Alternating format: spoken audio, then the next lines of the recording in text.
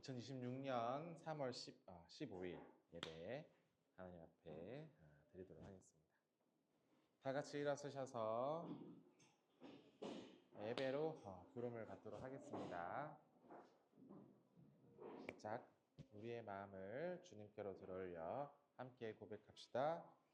우리는 그의 것이요 그의 백성이요 그의 기르시는 양이로다. 시편 100편 3절의 말씀입니다. 찬송하리로다. 하나님 곧 우리 주 예수 그리스도의 아버지께서 그리스도 안에서 하늘에 속한 모든 신령한 복을 우리에게 주시되. 에베소서 1장 3절의 말씀입니다. 다 같이 신앙 고백 드리도록 하겠습니다. 전능하사 천지를 만드신 하나님 아버지를 내가 믿사오며 그 외아들 우리 주 예수 그리스도를 믿사오니 이는 성령으로 잉태하사 동정녀 마리아에게 나시고 본디오 빌라도에게 고난을 받으사 십자가에 못 박혀 죽으시고 장사한 지 사흘 만에 죽은 자 가운데서 다시 살아나시며 하늘에 오르사 전능하신 하나님 우편에 앉아 계시다가 저리로서 산 자와 죽은 자를 심판하러 오시리라. 성령을 믿사오며 거룩한 공예와 성도가 서로 교통하는 것과 죄를 사하여 주시는 것과 몸이 다시 사는 것과 영원히 사는 것을 믿사옵나이다. 아멘. 자리에 앉아주시기 바랍니다.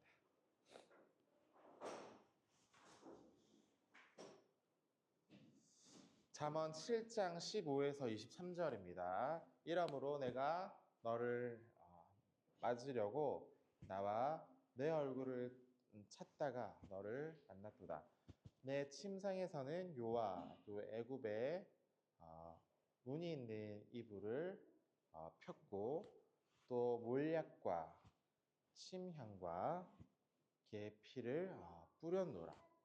오라 우리가 아침까지 흡족하게 서로 사랑하며 사랑함으로 희락하자. 남편이 집을 떠나 먼 길을 갔는데 은 주머니를 가졌은즉 보름날에나 집에 돌아오리라 하여 여러 가지 고운 말로 유혹하며 입술을 호리는 말로 꿰물어 젊은이가 곧 그를 따랐으나 소가 도수장에 가는 것과 같고 미련한 자가 벌을 받으려고 쇠사슬에 매이러 가는 것과도 같도다. 필경 화살이 그 간을 뚫게 되리라. 새가 빨리 그물로 들어가되 그의 생명을 잃어버리는 줄을 알지 못함과 같으니라. 마가복음 9장 45에서 50절입니다. 만일 내 발이 너를 범죄하게 하거든 찍어 버리라. 다리를 저는 자로 영생에 들어가는 것이 두 발을 가지고 지옥에 던져지는 것보다 나으니라. 만일 내 눈이 너를 범죄하게 하거든 빼버리라. 한 눈으로 하나님의 나라에 들어가는 것이 두 눈을 가지고 지옥에 던져지는 것보다 나으니라. 거기에서는 구더기도 죽지 않고 불도 꺼지지 아니하느니라. 사람마다 불로써 소금 치듯 함을 받으리라. 소금이 좋은 것이로되 만일 소금의 그 맛을 잃으면 무엇으로 이를 짜게 하리요. 너희 속에 이 소금을 두고 서로 화목하라 하시니라. 아멘. 찬양 주만 의지에 찬양 드리겠습니다.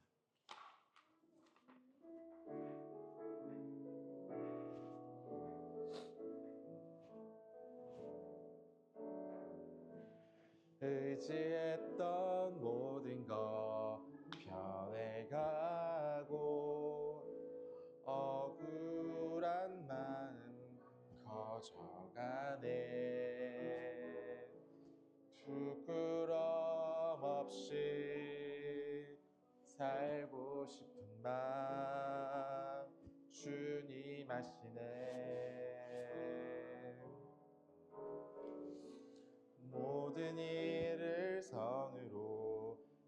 이겨내고 죄의 유혹을 따르지 않네. 나를 구원하신 영원한 그 사랑 크신 그네 날 붙드시네.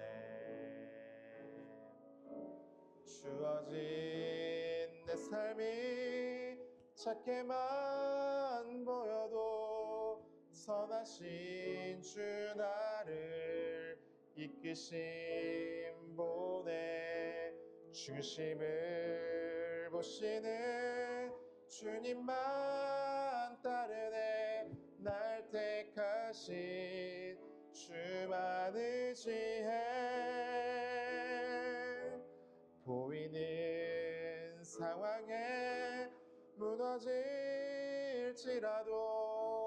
예수 능력이 나를 붙드네. 보이지 않아도 주님만 따르네. 내 평생 주님을 노래하리라. 다시 한번 찬양 드립니다. 의지했던 모든 것 변해가고 억울한 마음 커져가네. 부끄럼 없이 살고 싶은 마음 주님 아시네.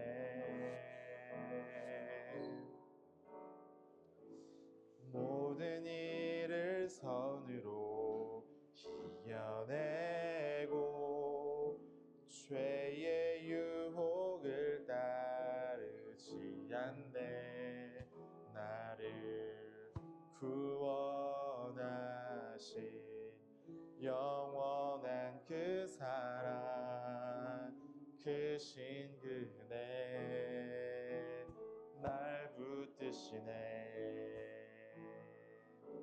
주어진 내 삶이 작게만 보여도 선하신 주 나를 이끄심 보내. 중심을 보시는 주님만 따르네.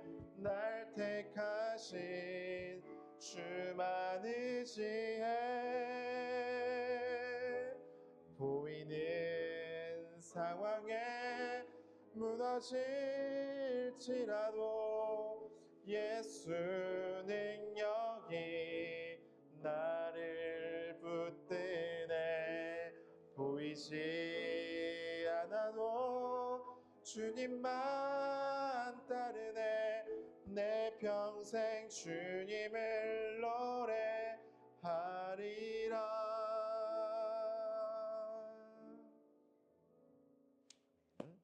평생 주님을 찬양하는 삶이 되기를 부탁드립니다. 같이 기도드리겠습니다. 하나님 아버지, 크신 은혜를 감사합니다.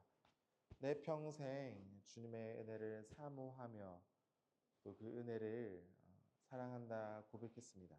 이 고백처럼 날마다 주와 함께 동행하며 그 은혜를 간구하는 우리 한 사람 한 사람 되게 하여 주시옵소서.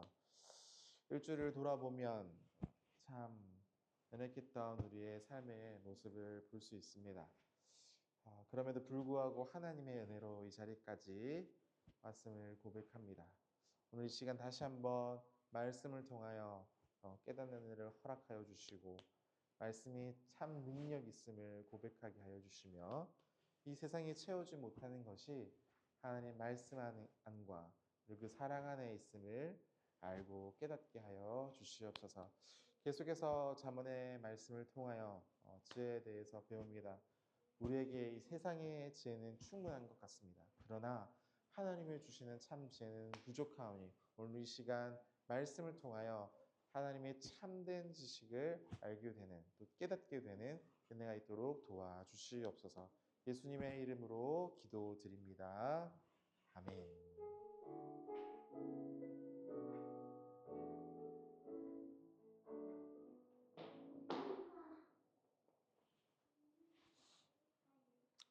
오늘 함께 읽을 말씀은 잠언 28장 15절에서 28절까지의 말씀입니다. 읽어보도록 하겠습니다. 가난한 백성을 압제하는 악한 이 관원이죠. 관원은 부르짖는 사자와 주림 곰 같으니라. 무지한 치리자는 포악을 크게 행하거니와 탐욕을 미워하는 자는 장수하리라. 사람의 피를 흘린 자의 함정으로 달려갈 것이니 그를 막지 말지니라. 성실하게 행하는 자는 구원을 받을 것이나 굽은 길로 행하는 자는 곧 넘어지리라. 자기의 토지를 경작하는 자는 먹을 것이 많으려니와 방탕하게 따르는 자는 궁핍함이 많으리라. 충성된 자는 복이 많아도 속히 부하고자 하는 자는 형벌을 면치 못하리라. 사람의 낯을 보아주는 것이 좋지 못하고 한 조각 떡으로 말미암아 사람이 범법하는 것도 그러하니라. 악한 눈이 있는 자는 재물을 얻기에만 급하고 빈궁한 자기에게로 임할 줄을 알지 못하느니라. 사람을 경책하는 자는 혀로 아첨하는 자보다 나중에 더욱 사랑을 받느니라. 부모의 물건을 도둑질하고도 죄가 아니라 하는 자는 멸망을 받는 자와 동륜이라. 욕심이 많은 자는 다툼을 일으키려니와 여호와를 의지하는 자는 풍족하게 되느니라. 자기의 마음을 믿는 자는 미련한 자요 지혜롭게 행하는 자는 구원을 얻을 자니라. 가난한 자를 구제하는 자는 궁핍하지 아니하려니와 못 본 채 하는 자에게는 저주가 크리라. 악인이 일어나면 사람이 숨고 그가 멸망하면 의인이 많아지느니라. 아멘. 오늘 욕망이 아니라 하나님을 의지하는 삶이라는 주제로 함께 말씀을 나눠보도록 하겠습니다. 오늘 아침에 보니까 얼굴이 다 환하고 좋네요. 무슨 비결? 본인 있을까요? 아침, 점심? 요즘에 마음이 좀 평안하십니까? 괜찮으세요? 어떤 것 같아요? 자, 오늘의 말씀은 단순히 어떤 개인적인 도덕에 대해서 얘기하는 것이 아니라 공동체 안에서 이 살아가는 하나님의 백성들이 어떻게 살아야 되는지에 대해서 좀 얘기를 해보려고 합니다. 그래서 세 가지 오늘 내용의 질문을 여러분과 함께 좀 나누고 싶습니다.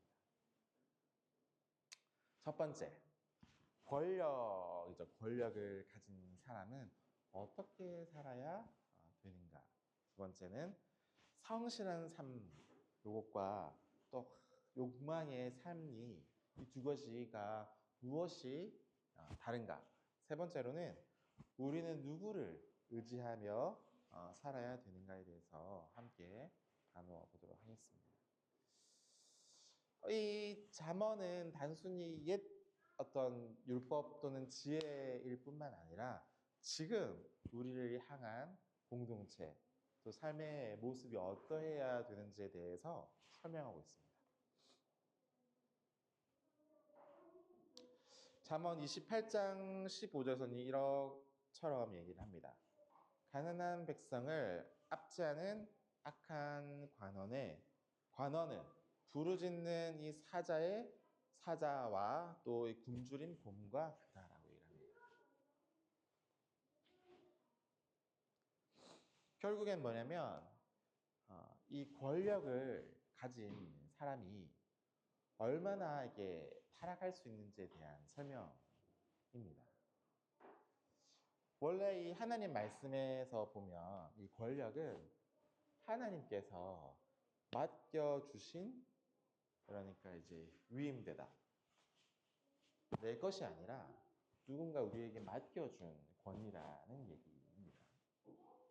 그래서 왕도 마찬가지고 지도자도 마찬가지고 교회 안에서 직분자 뭐 권사라든지 뭐 장로님도 마찬가지죠. 맡겨준 거죠. 내가 그게 합당해서 맡긴 게 아니고 또 뭐 조건이 맞아가지고 맡긴 게 아니라 하나님께서 특별히 맡겨주신 자리요 위치라는 얘기입니다. 그런데 이 사람의 죄성이 그 권력을 어떤 섬김의 도구로 사용하는 것이 아니라 착취하는 도구로 바뀌어버렸다라는 얘기입니다.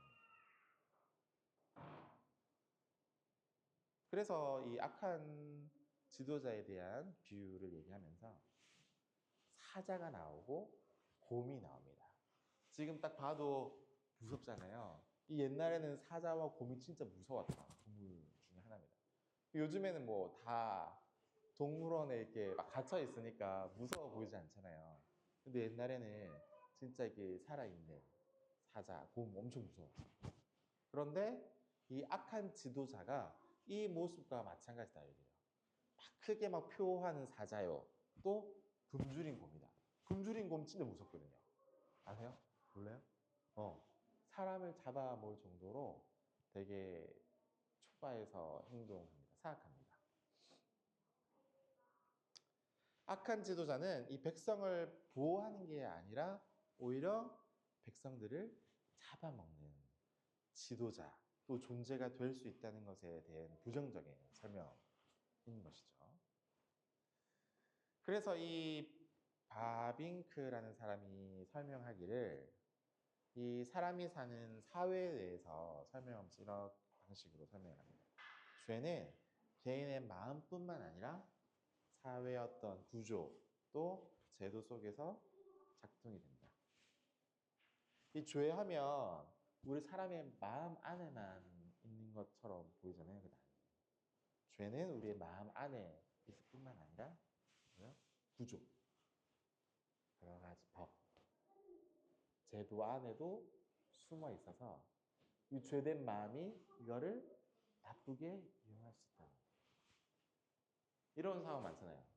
저 사람이 나쁜 사람인데 법까지 이제 이용해가지고 더 나쁘게 행하는 거예요. 이게 법을 지켜야 되는데 법을 이용하는 사람. 그래서 예를 들어서 말 있잖아요. 검찰. 이 검찰 얘기가 있는데 이 법을 수호할 건지 아니면 이 법을 막 맘대로 이용해가지고 조정할 건지 이 두 부류가 있다 얘기했잖아요. 그 정도. 우리가 있는 것을 잘 지켜야 되는데 이걸 나쁘게 이용하는 사람, 악한 지도자에 대해서 얘기를 합니다. 때문에 이 하나님의 말씀에서 보면 지도자들 있잖아요.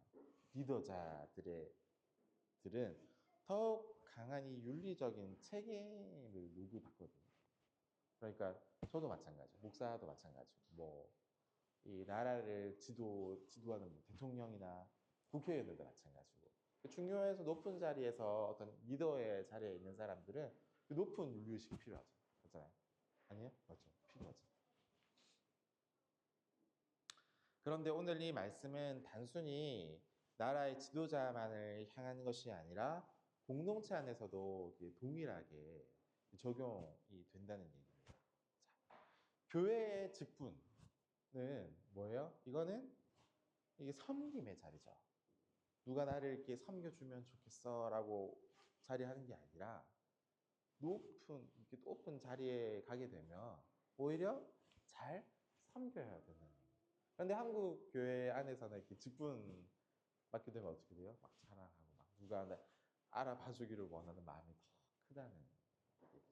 그렇게 하면 안 되고 오히려 더 이 낮은 자리로 가서 섬겨야 된다는 얘기입니다.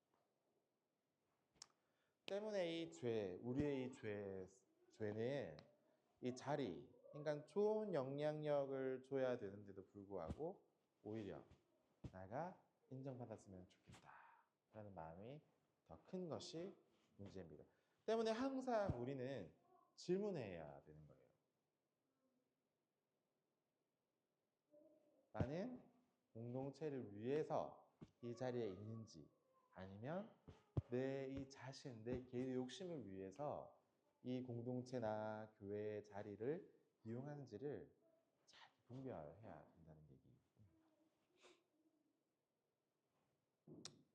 28장 19절에서는 또 이렇게 얘기를 합니다. 자신의 토지를 경작하는 자는 먹을 것이 많거니와 방탕한 자를 따르는 자는 궁핍함이 많다라고 설명을 합니다. 이 말씀은 우리의 삶의 원리에 대해서 설명하는 거예요. 사람의 삶을 하나님의 말씀은 뭐 단순히 어떤 기적이나 놀라운 일로 설명하지 않고요. 보통의 삶과 연결해서 설명을 합니다. 그래서 이 단순한 진리에 대해서 얘기를 하죠. 성실한 사람은 열매를 맺게 되고 욕망을 따라 사는 사람은 결국 궁핍하게 된다는 얘기예요. 교회 안에서의 전통은 이것을 어떤 단어로 설명하냐면 소명, 하나님께서 맡기신 책임, 소명이라고 부릅니다. 그래서 우리 각자 또 저에게 맡겨주신, 여러분들에게 맡겨주신 귀한 하나님의 사명. 어떤 사람은 농부의 일로, 어떤 사람은 부모로, 또 어떤 사람은 교회 공동체 중에서 한 사람으로 살아가게 되는 거죠. 하나님 앞에서 나에게 맡겨준 이 일은 거룩한 소명. 그래서 집안에서 가정으로서 또 부모로서 아비로서 맡겨진 거는 되게 중요한 소명인 거죠. 이거를 잘 행해야 되잖아요. 못하면 어떻게 돼요? 가정이 불행하게 되는 거죠. 그러니까 이 맡은 일들을 성실하게 맡은 것들을 잘 감당해야 된다는 얘기입니다. 그래서 이 성실함은 단순한 어떤 성격의 문제가 아니라 이 신앙의 표현인 것 같아요.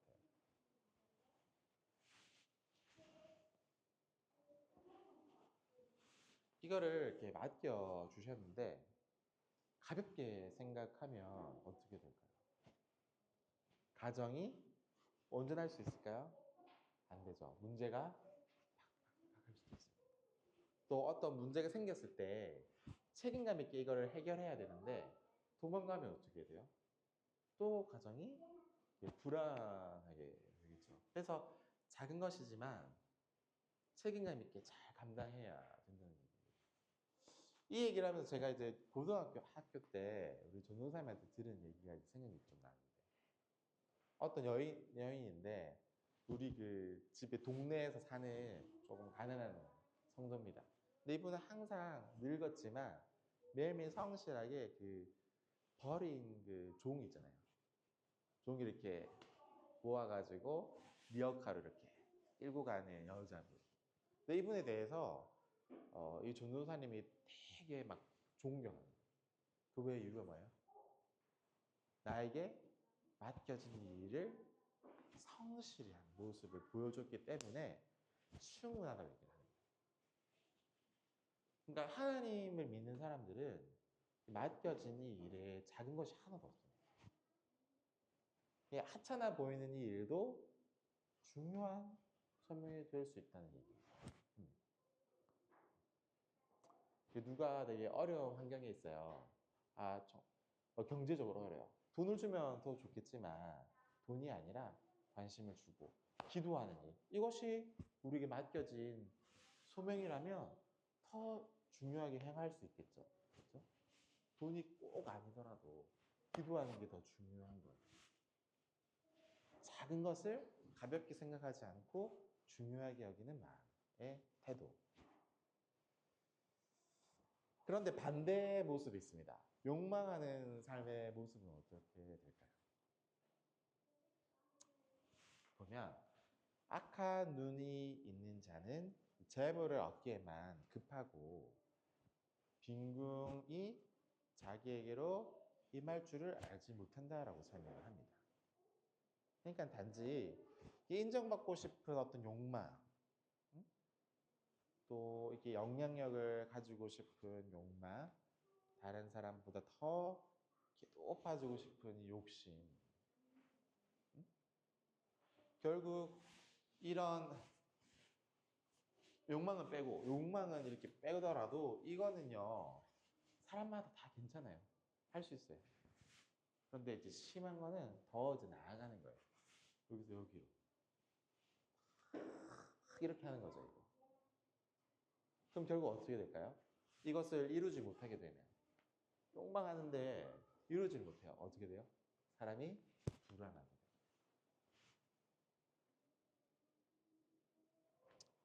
이 사람은요, 이 욕망의 역사가 끝이 없었습니다.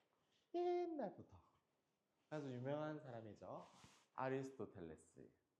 철학에서 많이 등장. 다시 공부하는 느낌. 자, 사람은 욕망하는 존재다. 그만큼 욕망이 무서운 거예요. 없는 사람 없어요. 나 아무것도 욕심 없어 말하는 사람 이 세상 안에 있을 수 있을까? 불가능합니다. 무엇이든지 엉망하게 되어 있어요. 또 플라톤은 뭐래요? 욕망은 정말 무서운 거지만 조절이 필요하다. 그 정도로 욕망하지 무서운 거예요. 잘못해서 조절 못하면 어떻게 돼요? 결국에 망합니다.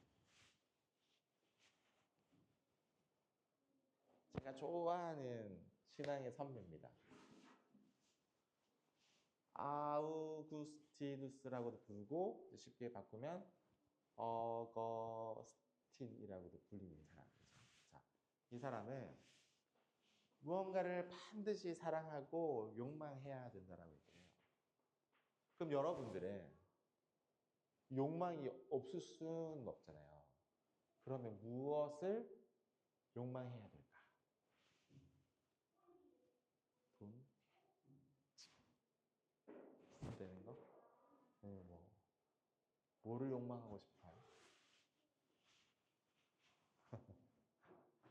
세일 여행 해보는 거? 그래서 책도 있어요. 하나님의 나라를 욕망하라고. 우리의 방식이 되어야 됩니다. 아까도 말했지만 욕망이 다 나쁜 건 아니에요. 하지만 하나님보다 더 욕망하는 게 문제라고 계속해서 얘기 중입니다. 오해하시는 마세요.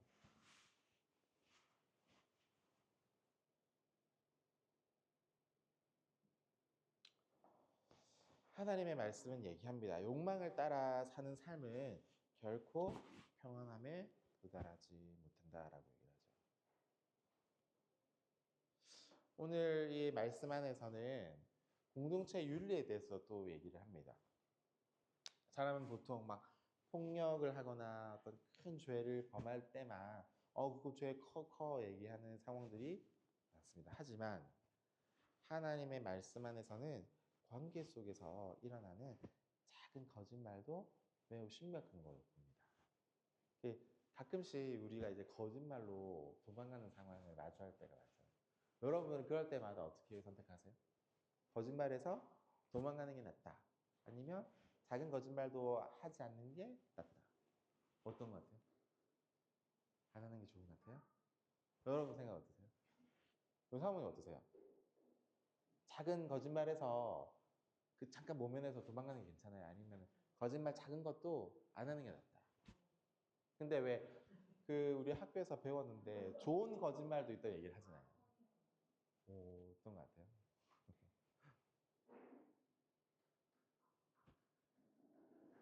요 내용에서도 나오지만 다른 사람의 얘기를 듣고 쉽게 이렇게 동감해 주거나 또 둘의 어떤 문제가 팍 일어났는데 한 사람 얘기만 듣고 이 사람은 듣지 않고 판단해 버리거나 그 문제가 발생할 수 있다는 얘기입니다.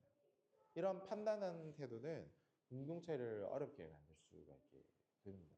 항상 말과 수어는 조심해야 되는 거죠. 사람은 객관적으로 말의 의미가 뭐냐면 내가 나를 보는 게 아니라 이 다른 사람의 입장에서 나를 이렇게 보는 거예요.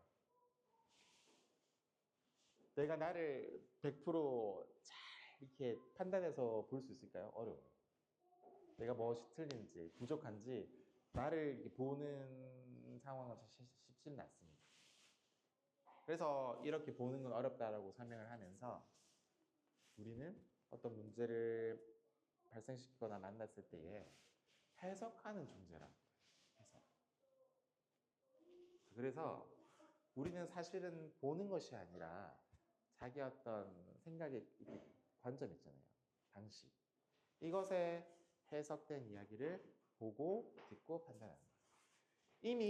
이미 우리 마음 안에 가치관이 있는 거예요. 이 가치관을 따라 어떤 내용을 전달받으면 나한테 맞추어서 이렇게 해석을 한다는 말입니다. 그러니까 내가 변화되는 게 아니라 이미 나는 다 가지고 있어요. 이것에 맞춰서 해석할 뿐이라는 거예요. 내가. 이게 주의된 우리의 연약한 모습이기도 하죠.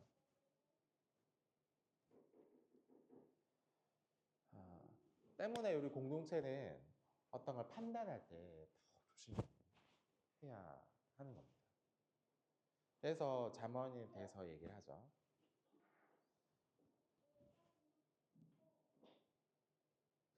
이 사회에서 살다 보면 이 사람의 이렇게 기분을 맞춰주는 거 너무 중요하잖아요. 제가 요즘에 부인과 함께 이렇게 드라마를 보는 중인데 그 류승용이 나오는 제목이 뭐였더라? 김부장. 서울에 자기 집 가지고 사는 드라마. 얼마 전에 유행했던 드라마 중에 하나입니다. 그게 뭐냐면 자기가 올라가야 되니까 위에 사람은 다 맞춰주는 거예요. 아첨하고. 이런 방식에 대해서도 이렇게 잠언이 설명하는 중이거든요. 맞추는 말을 그 사람 입장에서는 좋아할 수 있지만 공동체를 살리는 것을 아첨하는 말이 아니에요. 오히려 진실한 말이 공동체를 살리게 됩니다. 마지막으로 중요한 얘기를 하나 하고 싶습니다. 욕심이 많은 자는 다툼을 일으키지만 여호와를 의지하는 자는 풍족하게 된다라고 설명을 합니다. 그래서 두 가지의 삶에 대해서 설명을 하는 거죠. 자, 첫 번째는 자기 자신을 의지하는 삶이 그 길이 있습니다. 대부분 예수님을 알지 못하는 사람들의 길의 모습. 그냥 겉으로 보면 똑같은 길입니다. 두 번째는 하나님을 의지하는 삶의 길입니다. 두 중에서 여러분들은 어떤 걸 선택하시겠습니까?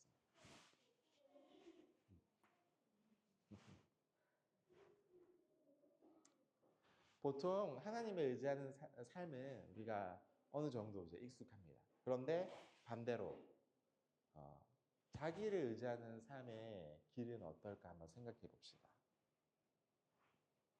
대부분 이런 생각을 하는 거예요. 내 판단이 맞아라고 말하거나 내 경험이 기준이 되거나 내가 옳다고 생각하면 그것이 맞다라고 생각하는 거예요. 그러니까 뭐지 고집스러운 어떤 자기를 의지한 모습인 것이죠. 그러나 하나님의 말씀은 분명하게 설명을 합니다. 한번 같이 수어를 해볼까요? 시작. 자기의 마음을 믿는 자는 미련한 자요. 지혜롭게 행하는 자는 구원을 얻을 자니라. 하나님의 성경 확실히 응답하죠. 자기를 믿는 자, 자기 마음을 믿는 자가 아니라 하나님을 믿고 행하는 자.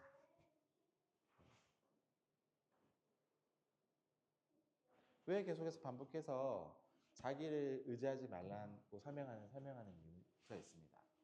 사람이 생각은요, 매우 귀해요. 생각 없이 살 수 있어요? 불가능하죠. 생각은 너무나 중요한데, 하나 문제가 있습니다. 동시에 사람의 이 생각은 한계가 분명한 거예요. 내가 이 생각으로 다 할 수 있으면 지금 막 가난하게 살게 되겠어요? 불가능하죠. 그런데도 우리는 연약하다는 얘기예요. 우리의 생각에는 한계가 있어서. 우리 사람은 하나님의 모습을 이렇게 닮아서 겉모습이 닮은 게 아니라 우리의 마음이 닮은 겁니다. 형상은 동시에 타락한 존재라는 겁니다. 이게 잊어서는 안 돼요. 항상. 저 사람이 너무 미워 보여도 결국 내 안에도 죄된 모습이 있는 거니까 어떤 문제가 생겼을 때도 너무 사람을 미우면 안 되는 것처럼 타락한 존재다, 나도. 잊어서는 안 돼요. 두 개를 항상 기억해야 되는 것이죠. 그래서 사람은 생각할 수 있는 존재이지만 항상 내가 틀렸다는 위험에 빠질 수 있는 존재라는 거예요. 이거를 기억해야 돼요. 그래서 너무 고집피면 안 돼요. 주변에서 이렇게 말하면 정도는 봐야 돼요. 말도 안 되는 거는 말해도 이렇게 해야 되겠지만 좀 내가 이상한데 생각 들고 누가 말하면 좀 참고해 봐야 됩니다. 때마다 상황은 다르겠지만 지혜가 필요한 것이죠.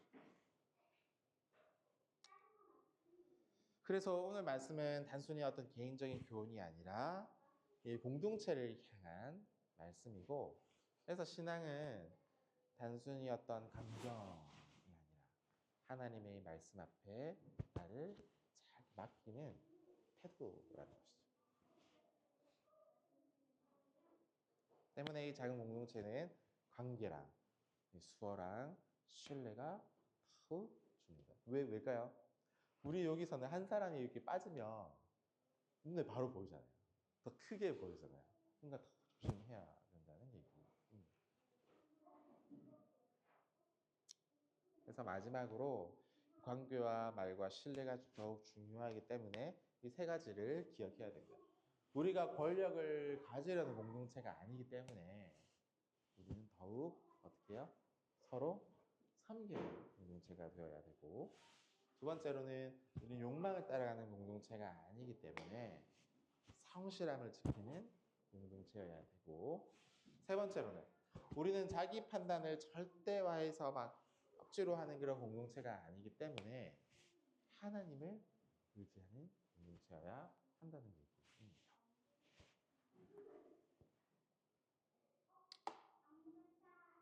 그래서 우리는 항상 하나님 앞에서 연약한 자를 기억하는 공동체가 되기를 원합니다. 그래서 높은 곳에 이렇게 마음을 두지 말고 항상 낮은 곳에 마음을 좀 둘 수 있는 공동체였으면 좋겠습니다. 왜? 왜 이런 방식의 공동체여야 될까? 왜? 잠언에서 명령이 있기 때문입니다. 가난한 자를 구제하는 자는 궁핍하지 아니하지만 못 본 채 하는 자에게는 저주가 크다. 여러분들은 뭘 선택하고 싶으세요? 자연스럽게 따라가는 거죠. 연약한 자를 위한 공동체, 말씀대로 순종하는 공동체입니다. 어렵진 않습니다. 저희는 항상 연약한 사람, 상처 입은 사람, 힘없는 사람과 함께 서야 되고, 그것이 하나님 나라의 모습과도 같다. 이렇게 살아야지 우리가 죽고 하늘나라 갔을 때 어색하지 않게 됩니다. 왜냐면 이 세상에서 자연스럽게 살았으니까 하늘나라 가서도 자연스럽게 똑같이 살게 되는 겁니다. 그래서 오늘 이 잠언 28장은 저와 여러분에게 이제 묻는 중입니다. 어떤 길을 선택할 것인가? 욕망의 길인가? 아니면 성실의 길인가? 아니면 나를 확신하는 길인가? 하나님을 의지하는 길인가를 중에서 선택하라고 요구받고 있습니다. 의인의 길은요, 막 화려한 길이 아니고요. 하지만 결국 생명으로 이르는 길이 되고요. 하나님을 의지하면서 성실하게 살아가는 사람에게는 결국 하나님 어떤 풍요와 구원을 허락해 주십니다. 이 세상이 말하는 풍성한 건 좀 다릅니다. 하나님을 알고 동행함으로써 누리게 되는 풍요로움입니다. 그래서 사랑하는 이 가까이 공동체가 이 세상의 어떤 욕심을 따라가는 것이 아니라 하나님 의지하는 공동체로 함께 굳게 서게 되기를 주님 이름으로 부탁드립니다. 마지막으로 이거 읽고 함께 서로 읽고 마치도록 하겠습니다. 시작. 욕심이 많은 자는 다툼을 일으키려니와 여호와를 의지하는 자는 풍족하게 되느니라. 여러분들 한 사람 한 사람이 풍족하게 되는 은혜를 누리시기를 주님으로 부탁드리겠습니다. 다 같이 기도합니다. 하나님 아버지, 우리가 우리 개인의 욕망이 아니라 하나님을 의지하는 삶이 되게 하여 주시옵소서. 가까이 공동체가 어떤 또한 권력이 아니라 섬김의 자리에 늘 있을 수 있도록 도와주시고, 연약한 우리 이웃을 외면하지 않고 항상 연약한 자의 곁에 머물며 그런 방식으로 존재하는 공동체가 되게 해주셔서 하나님의 기쁨이 되며 하나님께 영광 돌리는 교회가 되게 하여 주시옵소서. 예수님의 이름으로 기도드립니다. 아멘.